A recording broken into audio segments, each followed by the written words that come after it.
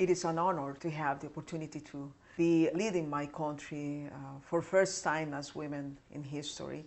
But at the same time, this is an enormous obligation because in certain way I do not only have the need to do it well, because leading a country is something quite important in terms of the prosperity of our people, but also because since I am the first woman, I have the obligation to do it the best possible way so my country can continue voting for women in the future. As a protege and successor of Oscar Arias, tell me why it's important for a leader, and especially a female leader, to have a sponsor or mentor and be pulled up the pipeline. I think everybody in life have a mentor, people who inspire you, people who give you counsels. And being woman is not an exception, but I would say that it's quite similar as it is for men. It is also very important to have people who can advise you. You've been in office for just over a year now. You've had ministers come and go. Tell me how you've tried to create a unified team. When it comes to talk about your team, you have to take your time to try to adjust every person to the vision you want to implement, to the way you want the things are going to be done.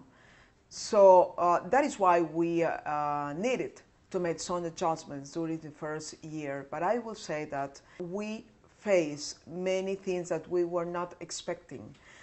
For example, we suffer an invasion from Nicaragua, something very unusual. We were impacted by the worst natural phenomena in many years.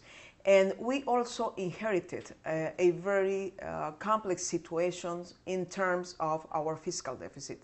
So the combination of all of those special situations made it necessary to make some adjustments in the cabinet. You're called socially conservative and pro-business. You're anti-abortion.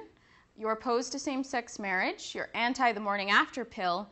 How do your views and perspectives compare to American politicians like Sarah Palin and Michelle Bachmann? Well, not everything that has been said is true, let me tell you. For example, when it comes to discuss the use of the pills as birth control, I support this idea. What happens is that my country is a very pro-life country. And so abortion is possible in Costa Rica, but in some very qualified situations. For example, when it comes to discuss about the health of the mother, but not beyond that. However, the discussion is going on, and if this society sometimes want to change, of course, they will have the instruments to implement that change. Costa Rica is a country that values democracy.